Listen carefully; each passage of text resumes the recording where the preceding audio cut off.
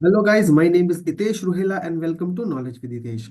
तो आज से हम स्टार्ट करेंगे हमारी मिडीवियल हिस्ट्री ऑफ इंडिया की सीरीज को, है ना। इससे पहले हमने एंशियंट हिस्ट्री की जो सीरीज है उसको हमने अच्छे तरीके से कंप्लीट कर लिया है। आज से हम स्टार्ट करेंगे मिडीवियल हिस्ट्री की। हालांकि ये जो सीरीज है मिडीवियल हिस्ट्री की, ये मैं थोड़ा लेट स्टार्ट करता इसको। मैं इसको जनवरी में स्टार्ट करता, पर आप लोगों के काफी मतलब मैसेजेस भी आ रहे थे, है ना, कमेंट्स आ रहे थे। तो इस वजह से फिर मैंने सोचा कि चलो इसको कर ही देते हैं स्टार्ट। उसके पीछे रीजन है कि मैं इसको बाद के लिए क्यों बचा के रखी थी मैंने ये सीरीज। तो चलो कोई बात नहीं, अभी कर लेता हूँ। मैं रीजन आपको बाद में बताऊंगा, बाद में आपको पता ही चल जाएगा खुद ही, है ना। ठीक है। तो आज से हम स्टार्ट कर रहे हैं हमारी मिडीवियल हिस्ट्री ऑफ इंडिया की सीरीज को। और इसके अंदर इससे पहले जो एंशियंट हिस्ट्री की थी, है ना, अगर आपने वो सीरीज नहीं देखी है तो सबसे पहले आप उस सीरीज को देखो। तभी आपको अच्छे से चीजें क्लियर होंगी, तभी आपको समझ में आएगा कि पहले क्या चल रहा था ना। अगर आप डायरेक्टली पढ़ोगे तो आपको कुछ भी समझ में नहीं आएगा, सारा कुछ आपके ऊपर से जाएगा। तो चलो करते हैं वीडियो को स्टार्ट। और आप लोगों को अब शेयर होगी एक पीडीएफ, क्योंकि पीडीएफ से ही पढ़ेंगे हम, है ना। At the end of the day आपको पीडीएफ से ही पढ़ना है। तो और तो कोई जो पीडीएफ जो जिससे हम पढ़ रहे हैं ना, ये पीडीएफ भी आप लोगों को मेरा जो इंस्टाग्राम का, इंस्टा कह रहा हूँ, जो टेलीग्राम का चैनल है ना, यहाँ पे आपको मिल जाएगी। अगर टेलीग्राम का यूजर नेम भी देखो मैंने ऊपर लिखा हुआ है, ये है ना। तो इस ये आप सर्च करना टेलीग्राम के यूजर नेम पे तो आपको मिल जाएगी। नहीं तो आप मेरे चैनल के थ्रू भी, लिंक उसमें प्रोवाइडेड है हर वीडियो के डिस्क्रिप्शन में। और मेरे चैनल के ऊपर भी आप जाओगे तो वहां पे आपको टेलीग्राम का, मेरे बाकी जो सोशल मीडिया के अकाउंट्स है, उनका लिंक इजीली अवेलेबल हो जाएगा ना। वहां से आप ये पीडीएफ भी मैं वहां पे डाल दूंगा क्लास के बाद। और जो भी मेरे इंस्टाग्राम के नोट्स वगैरह होते हैं वो सभी आपको टेलीग्राम पे मिल जाएंगे। तो चलो स्टार्ट करते हैं। देखो, इससे पहले अगर आपको याद हो तो एंशियंट हिस्ट्री हमने जो पढ़ी थी, है ना, लास्ट में हमने जो मोस्ट, जो आप कह सकते हो इम्पोर्टेंट, मोस्ट इम्पोर्टेंट जो किंग थे एंशियंट हिस्ट्री के अंदर, वो कौन थे? तो वो थे हर्षवर्धन, है ना। हर्षवर्धन के बारे में हमने जाना था। तो हर्षवर्धन जो थे वो एंशियंट हिस्ट्री के लास्ट इंपॉर्टेंट किंग थे, ठीक है। तो वहीं से ही ये स्टार्ट होती है। और वो कौन से एम्पायर के थे वो आपको पता होना चाहिए। वो पुष्यभूति डायनेस्टी के थे, है ना। उनकी डायनेस्टी का नाम क्या था? पुष्यभूति डायनेस्टी। नॉर्थ इंडिया उन्होंने पूरा कैप्चर कर लिया था लगभग, है ना। और इधर तक। तो ये लास्ट एंशियंट हिस्ट्री के इंपॉर्टेंट किंग है, याद भी होना चाहिए आपको। हर्षवर्धन पूछा जाता है एग्जाम में, डायरेक्ट क्वेश्चन आ जाता है यहाँ से, ठीक है, याद रखना। तो अब देखो, जब हम मिडिवल हिस्ट्री की बात करते हैं, सबसे पहले तो हम ये देखते हैं कि हमें जो मैप दिखता है, इंडिया दिखता है ना, लगभग इस टाइम पीरियड का दिखता है। ऐसा कुछ आपको दिखता है। और टाइम पीरियड क्या चलता है वो मैं बता देता हूँ। 750 एडी, 750 एडी के बाद से हमारा जो टाइम पीरियड है ना, ये मिडिवल हिस्ट्री ऑफ इंडिया का ये स्टार्ट हो जाता है। इसी को हम मानते हैं। और आपको इंडिया कुछ इस तरीके का दिखेगा, आपको अलग अलग डायनेस्टीज दिखती हैं, है ना। जब हमारा जो पुष्यभूति एम्पायर है, जो आपका हर्षवर्धन की डेथ के बाद, अगर आपको याद हो हर्षवर्धन की डेथ कब हुई थी, तो लगभग 647 एडी के अराउंड हुई थी, है ना, इनकी डेथ के बाद। तो आप देखोगे छोटे छोटे एम्पायर्स, इनके जो गवर्नर्स थे, है ना, इनके जो अंडर काम करते थे, या इनके जो पड़ोसी राज्य थे छोटे छोटे, वो उभर के आते, वो पावर में आ जाते हैं। ठीक है। तो कुछ इस तरीके का आपको देखने को मिलेगा, जैसे कि यहाँ पे आपको गुर्जार दिख रहे हैं, है ना, सिंध है, वल्लभी है गुजरात वाला। और आप चालुक्याज आप देखोगे, है ना, नीचे की आप देखो तो पल्लवाज आपको आते हुए दिखेंगे, चेराज मिलेंगे जिनको केरलाज भी कहा जाता है, पांड्याज आपको देखने को मिलेंगे, है ना। अलग अलग कलिंग है, फिर से उभर के आता है अलग से। तो फिर धीरे धीरे अलग अलग एम्पायर आते हैं। तो ये आपको देखने को मिलते हैं किसकी? हर्षा के बाद। तो चलो अब मिडिवल हिस्ट्री में सबसे पहले हम आज देखते हैं कि हमारे जो टॉपिक्स हैं, कौन कौन से टॉपिक्स हम मिडिवल हिस्ट्री में कवर करेंगे। उसके बाद फिर हम आज एक टॉपिक स्टार्ट करेंगे। देखो, टॉपिक मैंने आपको जैसे कि बताया कि जो मिडिवल हिस्ट्री है हमारी, अर्ली मिडिवल हिस्ट्री आती है सबसे पहले, जो हम 750 से स्टार्ट हो जाती है, ठीक है।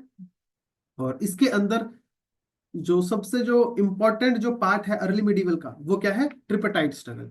तो ट्रिपटाइट स्ट्रगल क्या होती है, इसके बारे में जानेंगे आज हम। जो ट्रिपटाइट स्ट्रगल है, ये टॉपिक को पढ़ेंगे और इसको कंप्लीट कर देंगे, ठीक है। और इसके बाद हम देखते हैं कि कुछ जो राजपूत किंगडम्स उभर के आती है ट्रिपटाइट स्ट्रगल के बाद, है ना। तो वो जो राजपूत किंगडम्स है हमारी, वो कौन कौन सी है और कौन कौन सी इंपॉर्टेंट है, उन सब के बारे में थोड़ी बहुत इंफॉर्मेशन होनी चाहिए हमें, तो वो सब जानेंगे। इसके बाद फिर हम देखते हैं कैसे इंडिया के अंदर इस्लाम की एंट्री होती है ना। इंडिया की जो इस्लाम की एंट्री है इंडिया के अंदर, इसको भी जानेंगे। फिर हम देखेंगे मोहम्मद ऑफ गजनी, है ना, और मोहम्मद गौरी। इनका इन्वेजन होता है इंडिया के अंदर, इंडिया पे अटैक करते हैं और कैसे ये दिल्ली कैप्चर करते हैं। और दिल्ली कैप्चर करने के बाद अपने स्लेव को, मोहम्मद गौरी जो है अपने स्लेव को, कुतुबुद्दीन ऐबक को दिल्ली की गद्दी पे बिठा के चले जाते हैं वापस अफगानिस्तान। और वहां से स्टार्ट होती है हमारी दिल्ली सल्तनत। ठीक है, जो कि पूरी मिडिवल हिस्ट्री आप कह सकते हो, है ना, मिडिवल इंडियन हिस्ट्री का पूरा नक्शा बदल देती है, पूरा इतिहास ही चेंज कर देती है दिल्ली सल्तनत। अगर आपने देखा होगा, बच्चे अक्सर क्या करते हैं, मिडिवल हिस्ट्री की अगर बात करते हैं तो उसके अंदर दो ही टॉपिक को पढ़ते हैं। कौन कौन से? एक वो पढ़ते हैं दिल्ली सल्तनत, और सेकंड वो पढ़ते हैं मुगल्स के बारे में, है ना। तो ये हालांकि इंपॉर्टेंट है, सबसे ज्यादा इंपॉर्टेंट यही है, यही से क्वेश्चन ज्यादा पूछे जाते हैं, लेकिन आपको थोड़ा बहुत बैकग्राउंड के बारे में भी पता होना चाहिए, है ना, कि कैसे हम कनेक्ट करते हैं। जैसे कि मैं हमेशा अक्सर कहता हूँ, हिस्ट्री तभी आपको अच्छी लगेगी जब आपको कनेक्ट करना आएगा, या कनेक्ट करना सीखोगे, है ना। जो भी हमने एंशियंट हिस्ट्री हमने जहाँ पे खत्म करी, मैं वहीं से आपको ले जा रहा हूँ आगे। और वहीं से ही हम धीरे धीरे देखेंगे कि दिल्ली सल्तनत पढ़ेंगे, और दिल्ली सल्तनत में अलग अलग डायनेस्टीज आती हैं, है ना। जैसे कि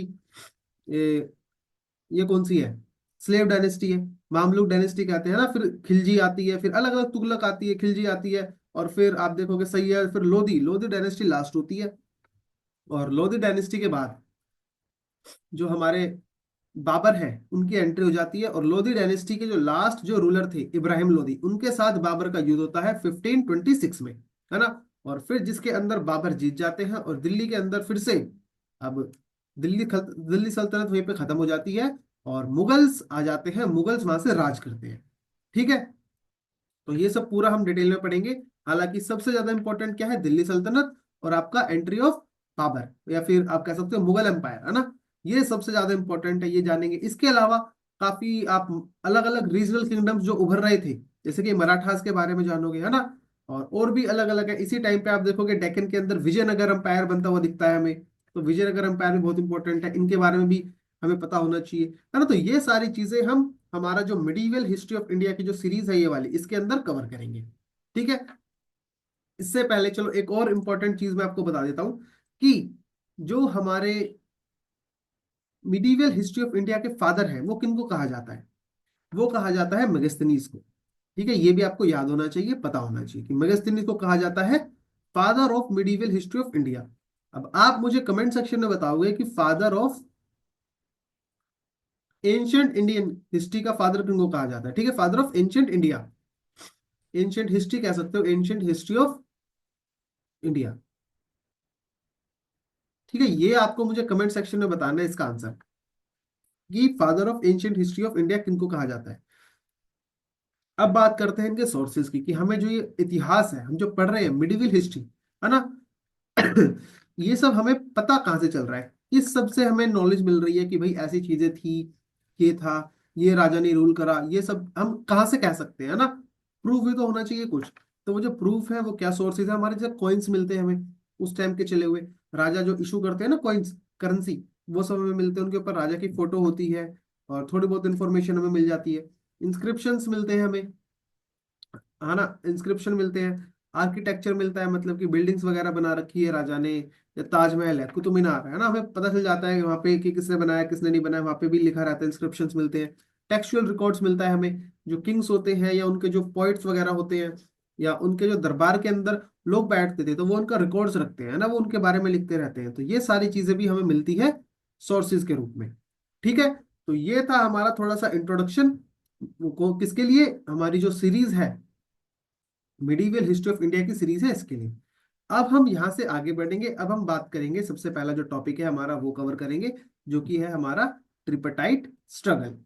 ठीक है, ट्रिपटाइट स्ट्रगल देखेंगे, छोटा सा टॉपिक हम पढ़ेंगे, ज्यादा डिटेल में नहीं जाएंगे, लेकिन इतना जानेंगे अगर हमारे एग्जाम में क्वेश्चन आ जाए तो हमें पता होना चाहिए। ठीक है, जैसे कि आपको पता चल रहा है ट्रिपटाइट, ट्री ट्री से पता चलता है, ट्री मतलब होता है तीन, है ना, रिलेटेड टू थ्री। तो तीन लोग इन्वॉल्व होंगे, या तीन डायनेस्टीज इन्वॉल्व होंगी, ये देखो अब बात करते हैं। ठीक है, मैंने आपको बता दिया मैप की, कैसा मैप दिख रहा था हमें उस टाइम पे। अब इससे आगे आप देखोगे तो आपको तीन डायनेस्टीज उभरती हुई दिखेंगी। जो बंगाल वाला एरिया है यहाँ पे जो उभर के आती है डायनेस्टी, वो आती है पाल। ठीक है, पालाज कहते हैं बंगाल के, बिहार बंगाल वाला एरिया के पालाज। और आप देखोगे गुर्जार प्रतिहार आते हैं आपके इस वाले एरिया से। ठीक है, और जो चालुक्य आपको दिख रही है डायनेस्टी, आप देखोगे कुछ टाइम बाद, लगभग हमारा 750 के अराउंड, है ना, जहां से स्टार्ट होती है, यहाँ से आप देखोगे कि चालुक्य जो है ये कमजोर पड़ जाते हैं, और इनके उभर के कौन आती है, राष्ट्रकूट, जो कि इनके फेडरल होते हैं, आप कह सकते हो इनके अंडर में काम करते हैं, गवर्नर्स होते हैं, ठीक है। तो राष्ट्रकूट जो थे, दांती दुर्ग थे, है ना, जो फाउंडर थे राष्ट्रकूट डायनेस्टी के, वो उभर के आते हैं। तो ये जो तीन डायनेस्टी है, कौन कौन सी, एक तो राष्ट्रकूट, और आपकी गुर्जर प्रतिहार, और एक पालास, ठीक है। ये जो तीन डायनेस्टीज हैं लड़ती हैं किसके लिए, कन्नौज के लिए। अब देखो ये जो सिटी है यहाँ पे आपकी कन्नौज है ना, गंगेटिक एरिया में पड़ती है, और इसके लिए क्यों लड़ती है, ये बहुत इंपॉर्टेंट शहर था, बहुत इंपॉर्टेंट साइट थी जो कन्नौज थी हमारी, क्योंकि आप देखोगे ज्यादातर ये एक तो गंगेटिक रीजन के आसपास है ना, और जो लास्ट जो सबसे बड़ा एम्पायर बना था, है ना, लास्ट इन्होंने बनाया था हर्षवर्धन ने, उन्होंने भी अपनी कैपिटल कन्नौज रखी थी। तो ऐसा माना जाता था कि जो कन्नौज है वो बहुत बड़ा, आप कह सकते हो एक ट्रेडिंग पॉइंट है, अगर आपको नॉर्थ इंडिया के अंदर रूल करना है ना। ऊपर से आपके पास देखो काफी फर्टाइल लैंड है ना, गंगा रिवर या उसकी ट्रिब्यूटरीज आ रही है यहाँ से, तो काफी फर्टाइल है, प्रोडक्शन ज्यादा होगी एग्रीकल्चर के अंदर, जिस वजह से आपको हाई रिटर्न्स देखने को मिलेंगे, है ना। तो इस वजह से सारी जो डायनेस्टीज थी ये तीनों चाहती थी कि कन्नौज हमारे अंडर में रहे। तो इसी के लिए लगभग आप देखोगे लगभग 200 से 250 सालों तक, है ना, इसी के ऊपर लड़ाई चलती रहेगी इन तीनों डायनेस्टीज की, कि कभी कोई कैप्चर कर लेगी, कभी गुर्जार प्रतिहार, कभी राष्ट्रकूट, कभी पाला डायनेस्टी, है ना। तो एक परमानेंटली कैप्चर नहीं कर पाती, कभी किसने कैप्चर कर लिया, फिर किसी डायनेस्टी के कोई किंग आ गया, उसने उसको हरा के फिर उसने कैप्चर कर लिया, तो ऐसे चलता रहा। At the end of the day अगर हम देखें कि ओवरव्यू अगर हम देखें कि किसने इसको कैप्चर किया, है ना, तो लास्ट में आप देखोगे गुर्जार प्रतिहार जीत जाते हैं, और लास्ट में यही कन्नौज को मतलब कैप्चर कर लेते हैं। हालांकि गुर्जार प्रतिहार अगर हम 1000 तक देखें, है ना, 1000 एडी, इस टाइम तक देखें, तो इनकी ये भी जो वीक जब रूलर्स आते हैं इनके गुर्जार प्रतिहार के, तो ये फिर से डिसइंटीग्रेट हो जाती है, टूट जाती है पूरी, है ना, पूरा जो इनका एम्पायर होता है गुर्जार प्रतिहार का, और फिर धीरे धीरे वहां से रीजनल जो हमारी राजपूत किंगडम्स है वो भर के आते हैं, जैसे चौहान्स आते हैं, है ना। अब बात करेंगे इन सबके बारे में। तो चलो सबसे पहले स्टार्ट करते हैं ट्रिपटाइट स्ट्रगल। ये मैंने आपको थोड़ा बहुत इंट्रोडक्शन दे दिया। अब आ जाते हैं, देखो ये तीन डायनेस्टीज है हमारी जो कि लड़ती है कहाँ पे, कन्नौज के लिए। कौन कौन सी, गुर्जार प्रतिहार, है ना, और राष्ट्रकूट डायनेस्टी जो कि हमारी डेक्कन वाले एरिया के अंदर थी, है ना, डेक्कन वाला एरिया, और आप देखोगे बंगाल या बिहार का कौन सा, पालास, पाल डायनेस्टी, ठीक है। तो ये तीन डायनेस्टीज को कहा जाता है जो कि लड़ती है किसके लिए, एक सिटी के लिए जिसका नाम है कन्नौज, ठीक है। ये एग्जाम में आया हुआ क्वेश्चन है, एसएससी का बहुत फेवरेट क्वेश्चन है, और ज्यादा डिटेल में नहीं जाएंगे हम, है ना, जितना एग्जाम पॉइंट ऑफ व्यू से इंपॉर्टेंट है उतना टॉपिक को समझेंगे और आगे बढ़ेंगे, क्योंकि इससे भी इंपॉर्टेंट इंपॉर्टेंट टॉपिक्स है जहाँ से क्वेश्चन आते हैं, जैसे कि हमने देखा जहाँ पे हमें डिटेल में जाना होगा वहां पे हम डिटेल में जाएंगे, जैसे कि मैंने आपको बताया ना कि मुगल से आ जाते हैं, मुगल एम्पायर से, और आपका विजयनगर एम्पायर में आ जाते हैं, इसके बाद फिर आपका क्वेश्चन वहां से आते हैं दिल्ली सल्तनत से, है ना, इवन राजपूत किंगडम से भी आ जाते हैं, तो वहां से हम और डिटेल में जाएंगे, इसमें भी पढ़ेंगे थोड़ा बहुत, जो जो इंपॉर्टेंट किंग्स होंगे उनके बारे में जानेंगे, और फिर हम आगे बढ़ेंगे, ठीक है भाई। तो ये थी हमारी ट्रिपटाइट स्ट्रगल, जो तीन डायनेस्टी लड़ती है। अब हम एक एक करके इन डायनेस्टीज के बारे में जानते हैं। उससे पहले चलो ये देख लेते हैं, है ना, कि गुप्ता एम्पायर के डिक्लाइन के बाद, है ना, the decline of the Gupta empire pave the way for the rise of new powers varying from supremacy in northern India, है ना, नॉर्दर्न इंडिया के लिए सुपरमेसी के लिए लड़ाई हो गई। इसके अंदर आप देखते हैं ट्रिपटाइट स्ट्रगल, गुप्ता एम्पायर कह सकते हो, या फिर इनके बाद आप कह सकते हो हर्षवर्धन, हर्षवर्धन की डेथ के बाद, है ना, हर्षवर्धन की डेथ के बाद आप देखोगे तो अलग अलग लड़ाई हो जाती है कि नॉर्थ इंडिया कौन कैप्चर करेगा। नॉर्थ इंडिया कैप्चर करने का रीजन यही था कि फर्टाइल लैंड थी, एग्रीकल्चर ज्यादा होता है और ज्यादा फिर टैक्स मिलेगा, है ना, रूलर्स को, और पावर भी रहेगी कि देखो भाई मेरे अंडर में है पूरा नॉर्थ इंडिया। और ये भी माना जाता था कि जो कन्नौज पे कैप्चर, कन्नौज को अपना जो वो बना लेगा, कैपिटल बना लेगा, तो वो लगभग पूरा नॉर्थ इंडिया कैप्चर कर लेगा, ठीक है। तो ये भी एक रीजन था, तो ये भी आपको पता होना चाहिए। चलो अब आगे देखते हैं। एंड कन्नौज, है ना, इसको देखो ट्रिपटाइट स्ट्रगल को कन्नौज ट्रायंगल वॉर्स भी कहा जाता है, तो इसके लिए भी आप रेडी रहना, अगर आपसे एग्जाम में आ जाए कि कन्नौज ट्रायंगल वॉर, है ना, या फिर ट्रिपल वॉर किसको कहा जाता है, तो ट्रिपटाइट स्ट्रगल को ही कहा जाता है। एंड ये 8 और 9वीं जो शताब्दी थी हमारी, सेंचुरी थी, है ना, इसके अंदर आपको देखने को मिलता है नॉर्थ इंडिया में, और तीन डायनेस्टीज थी, कौन कौन सी, पालाज ऑफ बंगाल एंड बिहार, है ना, बंगाल और बिहार के पालाज, और अवंती के प्रतिहार, ये जो आपका रीजन है ना, ये वाला, आप कह सकते हो राजस्थान या गुजरात वाला जो रीजन है आपका, इसके प्रतिहार और डेक्कन के राष्ट्रकूट, इन डायनेस्टीज के बीच में हमारी लड़ाई चलती थी। अब एक एक करके चलो कर लेते हैं इनको स्टार्ट। तो सबसे पहले पढ़ लेते हैं हम पाल डायनेस्टी के बारे में। ठीक है, पाल डायनेस्टी कब तक रूल करती है? तो 8 से लेकर 12th सेंचुरी, वो तो 12th सेंचुरी तक रूल करती है। हाँ ठीक है। अब इनके फाउंडर बहुत इंपॉर्टेंट है, फाउंडर पता होने चाहिए आपको तीनों डायनेस्टी के। जो पाल डायनेस्टी है इनके फाउंडर का नाम ही गोपाल है। ठीक है, तो बस आपको गो लगाना है आगे, गोपाल। ठीक है, याद रहेगा। और 750 एडी के अंदर ये जो इनकी पाल डायनेस्टी है ये स्टैब्लिश हुई थी और गोपाल जी ने की थी। ठीक है, ये आपको फोटो दिख जाएगी कुछ इस तरीके की गोपाल जी की। ठीक है, तो पता होना चाहिए आपको। और आपको पता होना चाहिए ये जो गोपाल थे ये बुद्धिज्म के अंदर बिलीव करते थे। कौन सा बुद्धिज्म? देखो एच नहीं आएगा यहाँ पे, है ना, बुद्धिज्म में। कौन सा बुद्धिज्म? महायान। ये मैंने आपको बहुत अच्छे से बता रखा है कि कितने टाइप के बुद्धिज्म थे। जैसे एक हमारा था महायान था, है ना, एक थिरावड़ा था, और वज्रयान। और तो ये तीनों टाइप मैंने आपको अच्छे से समझा रखी है बुद्धिज्म वाले पार्ट में। अगर आपने अभी तक नहीं देखी तो एंशियंट इंडियन हिस्ट्री की सीरीज है मेरी जो, वो आप कंप्लीट करो, और तब आपको बहुत अच्छे से समझ में आएगा कि महायान बुद्धिज्म कैसे होता है, क्या इनके जो फॉलोअर्स होते हैं वो क्या बिलीव करते हैं, कैसे रहते हैं, ये सारी चीजें। ठीक है, तो ऐसा माना जाता है जो गोपाल थे और या फिर आप कह सकते हो पाल डायनेस्टी ने मेनली बुद्धिज्म को फॉलो करती थी। ठीक है, ये वाली डायनेस्टी तो महायान फॉर्म ऑफ बुद्धिज्म को। और इन्होंने अपने टाइम पे काफी विहार भी बनवाए, है ना। विहार होते हैं, विहार क्या होते हैं? विहार होते हैं जहाँ पे जो बुद्धिस्ट मॉन्क्स होते हैं वो रहते हैं, स्टे करते हैं, या फिर आप कह सकते हो लिव, है ना, रहते हैं। और एक होते हैं चैत्य, ये मोनेस्ट्रीज होती हैं दोनों। ये होती है जहाँ पे रहते हैं, चैत्य होती है जहाँ पे वो लोग मेडिटेट करते हैं। तो ये भी आपको पता होना चाहिए कि विहार्स भी बनवाए उन्होंने और चैत्यास भी बनवाए। ठीक है, टेम्पल्स भी बनवाए, फोर्ट्स भी बनवाए, स्तूप्स भी बनवाए। ठीक है, तो ये सारी चीज इन्होंने बनवाई थी किन्होंने? पाल डायनेस्टीज। और आपको पता होना चाहिए अलग अलग जो रूलर्स आते हैं, कोई जैसे शिविज्म को भी फॉलो करेगा, है ना। शिव जो होते हैं इनकी पूजा करेगा।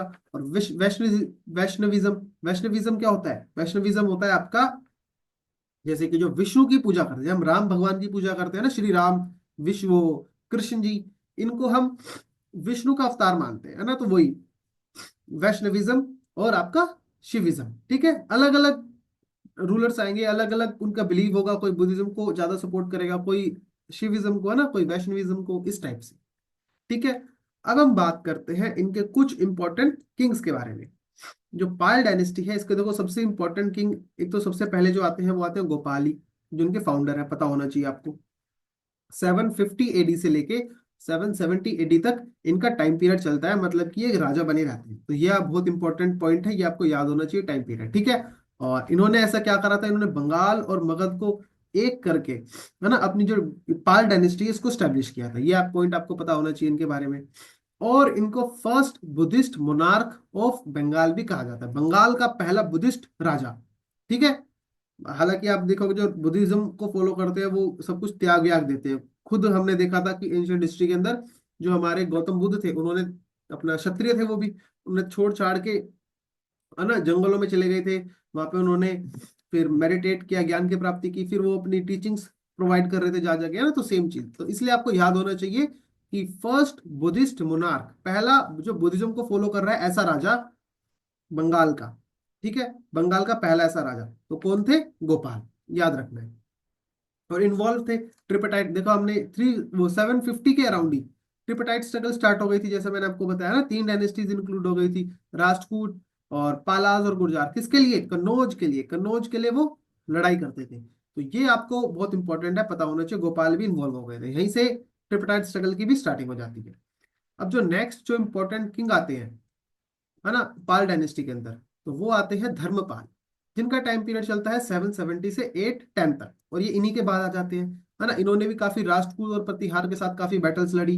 इन्होंने कन्नौज को भी कैप्चर कर लिया था। देखो मैंने बताया ना, कुछ कभी कभी आप देखोगे पाल डायनेस्टी का कोई रूलर कन्नौज को कैप्चर कर लेगा, फिर आप देखोगे कुछ टाइम तक कर पाता है, फिर कोई और डायनेस्टी का कर लेगा, इस टाइप से प्रॉपरली एक लंबे टाइम तक कोई नहीं कर पाएगा कन्नौज को कैप्चर। ठीक है, तो आप देखोगे कन्नौज कैप्चर कर लिया किन्होंने? धर्मपाल। तो याद रखना है, क्वेश्चन आ जाएगा कि पाल डायनेस्टी के कौन से रूलर ने सबसे पहले कन्नौज को कैप्चर करा था, है ना। तो धर्मपाल, याद रखना नाम। और इन्होंने जब कन्नौज को कैप्चर करा उसके बाद एक बहुत बड़ा ग्रैंड दरबार की भी आयोजना की, है ना, कि एक बहुत बड़ा दरबार लगाया जाएगा। और उसके बाद फिर उन्होंने अलग अलग टाइटल्स लिए, जैसे कि परम भट्टारक, है ना, ये टाइटल्स इन्होंने अडॉप्ट किया कि भाई अब मैंने कन्नौज को कैप्चर कर लिया, बहुत विजय प्राप्त कर ली, तो अब मैं तो परम भट्टारक बन चुका हूँ, है ना। परमेश्वर का टाइटल इन्होंने अपने आप को दिया। और महाराजा दी राजा, ठीक है, ये टाइटल्स भी इंपॉर्टेंट है।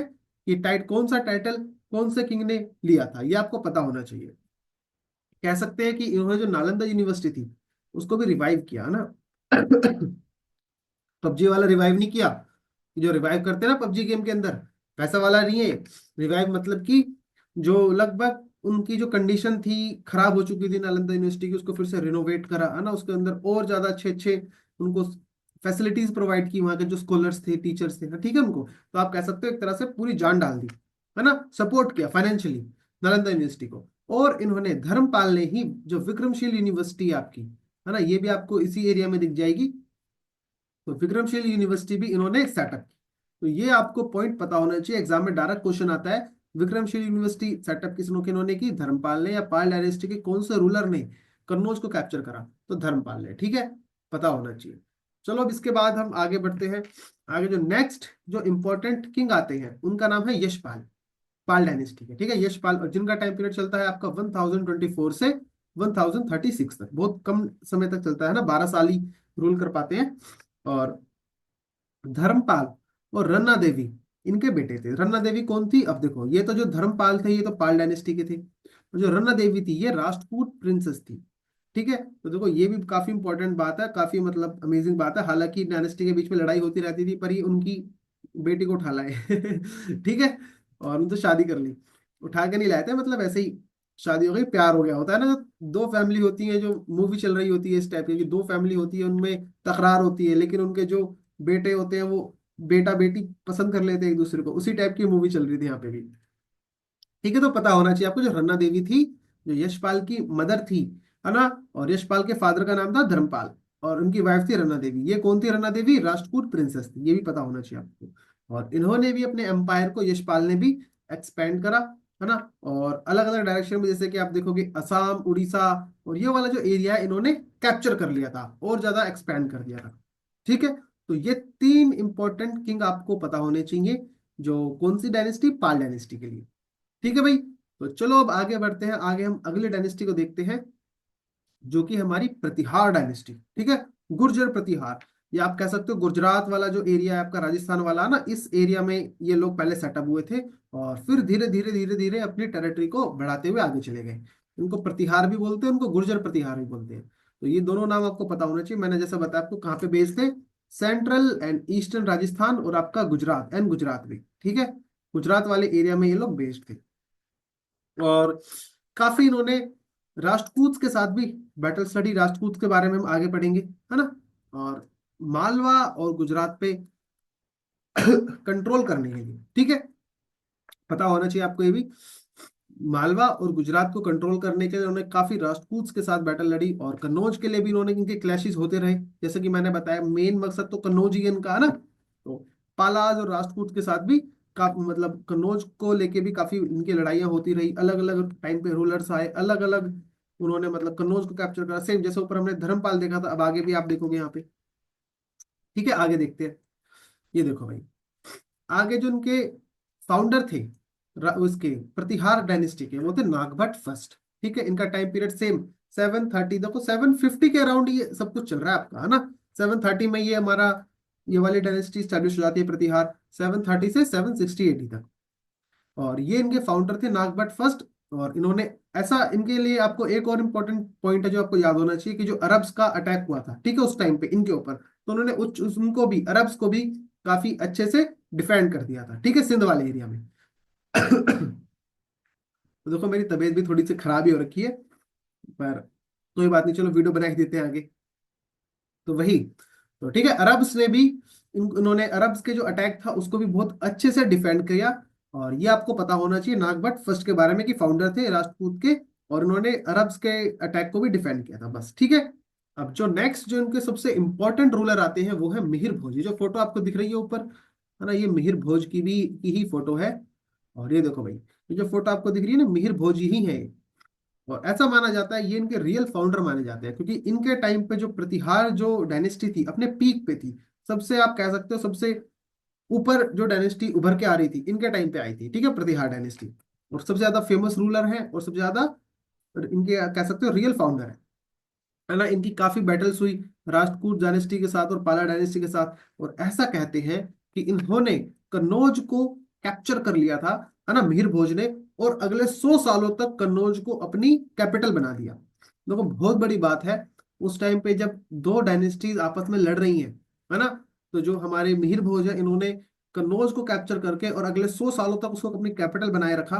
तो बहुत बड़ी बात होती है, ठीक है भाई। और कन्नौज को फिर क्या दिया, महोदय के नाम से बुलाया गया, कि इन्होंने नाम दे दिया और टाइटल दे दिया महोदय।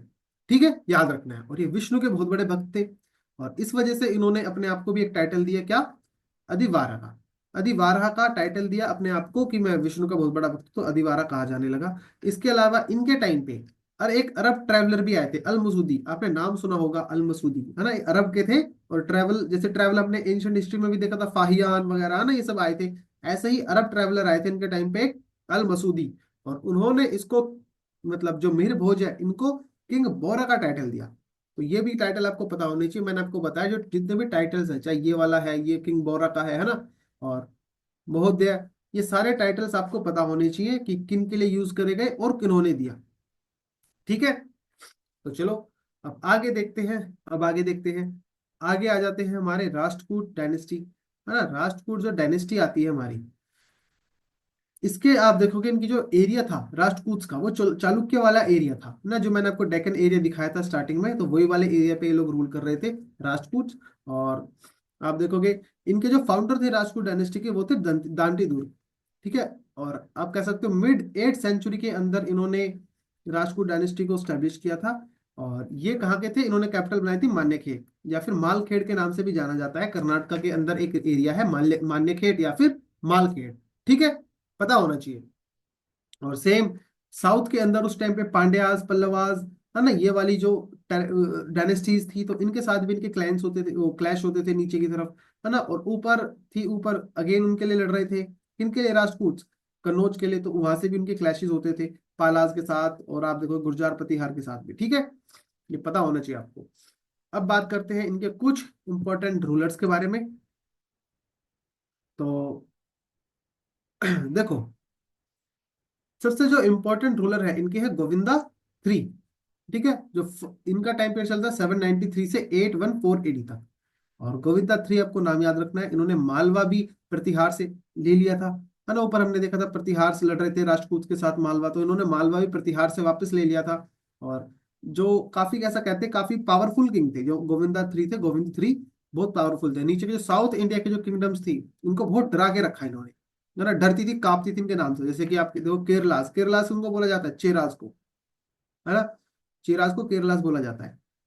पांड्यास, चोलास, ये हमने एंशियंट हिस्ट्री में पढ़ा था, है ना, आगे भी पढ़ेंगे, अब देखोगे आप। और ये इनको डरा के रखा। और आप देखोगे जो पल्लवास थे, इन पे बार बार अटैक करके इनको बहुत ज्यादा वीक कर दिया था। ठीक है, तो ये भी आपको पता होना चाहिए पल्लवास को। और इन्होंने, ऐसा कहते हैं, जो कर्नाटका वाले एरिया में उस टाइम पे गंगास थे, उनको तो खत्म ही कर दिया, पूरा ही मतलब उखाड़ दिया। ठीक है, इन्होंने गोविंद 3 ने, बहुत इंपॉर्टेंट किंग है, बहुत पावरफुल किंग थे राजपूत डायनेस्टी के। जो नेक्स्ट इंपॉर्टेंट किंग आते हैं वो आते हैं अब अमोघ वर्ष। ठीक है, जिनका नाम भी आपको याद रखना है, अमोघ वर्ष। इनका टाइम पीरियड उन्हीं के तुरंत बाद 814 से 878 AD तक चलता है। ठीक है, अब आप देखोगे इनको लिटरेचर का बहुत शौक था, है ना, खुद ये एक ऑथर थे। और इन्होंने एक बुक भी लिखी थी कन्नड़ के अंदर, किसके ऊपर, पॉलिटिक्स के ऊपर। ठीक है, ये भी आपको पता होना चाहिए कि इन्होंने कन्नड़ के अंदर पॉलिटिक्स के ऊपर सब्जेक्ट, पॉलिटिक्स सब्जेक्ट पे एक अपने आप को एक बुक लिखी थी। और पहले फर्स्ट जो रूलर थे, ठीक है, जिन्होंने कन्नड़ के अंदर पॉलिटिक्स के ऊपर बुक लिखी थी, तो वो भी फर्स्ट रूलर है, अमोघ वर्ष, नाम याद रखना है आपको। ठीक है, और ऐसा कहते हैं मान्यखेड़ जो, और इन्होंने अपनी जो कैपिटल है उसको मान्यखेड़ में बनवाया था। अपनी जो कैपिटल सिटी थी इनकी, राष्ट्रकूट की, मान्यखेड़। ठीक है, ये भी आपको याद रखना है। आगे आते हैं नेक्स्ट, जो इनके इंपॉर्टेंट रूलर आते हैं वो आते हैं इंदिरा 3। ठीक है, इंदिरा 3 के बारे में जान लेते हैं। इनका टाइम पीरियड चलता है 914 से 929 AD तक। और इन्होंने, ऐसा कहते हैं, इनके टाइम पे काफी रेबिलियंस हुए थे, है ना, रेबिलियंस हुए थे, काफी लोग विद्रोह कर रहे थे, तो उनको भी इन्होंने काफी दबाया इनके टाइम पे। और महिपाल, जो कि एक पाल रूलर थे, उनको भी हरा दिया था, है ना। और कन्नौज को इन्होंने ले लिया था कब, 915 एडी के अंदर। ठीक है, तो देखो मैंने वही बताया कि कन्नौज एक के पास नहीं रहा, कभी कोई अटैक करके ले रहा है, कभी कोई अटैक करके ले रहा है। तो आपको ऐसे रूलर वाइज आप याद रखना, उन्होंने महिपाल को हटा के और कन्नौज को कैप्चर कर लिया था 915 एडी के अंदर। ठीक है भाई, इतना आपको इंद्र थ्री के बारे में पता होना चाहिए। और कृष्ण थ्री जो इनके बाद आते हैं, लगभग आपके इनके 10 साल बाद आते हैं, 939 से 969 एडी के टाइम पे, है ना। और इन्होंने आप देखोगे कि तंजौर को और कांची को कैप्चर कर लिया था, जीत लिया था, और चोला किंग्स को भी हराया था। अब हम देखेंगे इस टाइम पे ही, है ना, जो साउथ इंडिया के अंदर एक और डायनेस्टी उभर के आई है, वो अब बात करेंगे नेक्स्ट नेक्स्ट जो हमारे क्लास होगी, नेक्स्ट जो हमारा लेक्चर होगा उसके अंदर हम बात करेंगे कि जो साउथ इंडिया के अंदर अब जो डायनेस्टी उभर के आएगी इसी टाइम पीरियड पे, चोलाज आएंगे। ठीक है, बात करेंगे उनको हम किस नाम से जानेंगे, इंपीरियल चोलास। ये वो वाले चोलास नहीं है जो हम पहले एंशियंट हिस्ट्री में पढ़े थे, हालांकि इनकी वही चल रही है, लेकिन इस टाइम पीरियड में आप देखोगे चोला जब हमने पढ़ा था उस वहां से लेके अभी तक ये बहुत वीक हो जाते हैं, है ना, इनका नामो निशानी खत्म हो जाता है, बहुत कम छोटे छोटे एरिया में रहते हैं। लेकिन अब इतने ज्यादा पावरफुल होके आएंगे, इनको इंपीरियल चोलास कहा जाएगा, और पूरा आप देखोगे पूरा इंडिया, ईस्टर्न कोस्ट हमारा पूरा कैप्चर कर लेंगे, साउथ इंडिया पूरा कैप्चर कर लेंगे। बात करेंगे नेक्स्ट वीडियो में भी, नेक्स्ट वीडियो भी काफी, नेक्स्ट जो हमारी क्लास होगी वो भी काफी इंटरेस्टिंग होगी, है ना। इसके अलावा आपको याद होना चाहिए कि जो हमारे ये है राष्ट्रकूट डायनेस्टी, इन्होंने काफी अलग अलग आर्किटेक्चर में भी हाथ दिया, है ना। अगर आप एलोरा केव जाओगे उसके अंदर आपको कैलाशनाथ टेम्पल दिखेगा। ठीक है, तो वो राजपूत डायनेस्टी ने ही बनवाया था। या फिर आप जाओगे मुंबई, कभी जाओगे, है ना, मुंबई जाओगे तो वहां पे आप जा सकते हो एलिफेंटा केव्स। एलिफेंटा केव्स लेके जाते हैं वहां से, आपको बोट में बिठा के लेके जाएंगे, गेटवे ऑफ इंडिया से लेके वहां से जाती है पीछे बोट्स, और एलिफेंटा केव लेके जाएंगे, आपको मजा आ जाएगा। ठीक है, जरूर जाना, अगर मौका मिले मुंबई में कभी जाओ गेटवे ऑफ इंडिया वहां पे, तो ये आपको अरेबियन सी में एक टापू मिलेगा, है ना, वहां पे एलिफेंटा केव्स है। ठीक है, तो ये आपको पता होना चाहिए कि एलोरा केव्स के अंदर कैलाशनाथ टेम्पल और एलिफेंटा केव्स भी किन्होंने बनाया, राष्ट्रकूट डायनेस्टी ने बनाए। ठीक है, तो इतना आपको पता होना चाहिए हमारा जो ट्रिपटाइट स्ट्रगल है इसके बारे में। और इससे रिलेटेड कोई डाउट हो तो आप मुझे इंस्टाग्राम पे पूछ सकते हो। ठीक है भाई। और इसकी जो पीडीएफ है ये मैं आपको मेरे जो टेलीग्राम चैनल है इसके ऊपर डाल दूंगा। ठीक है, और तो वहां से आप ले लेना।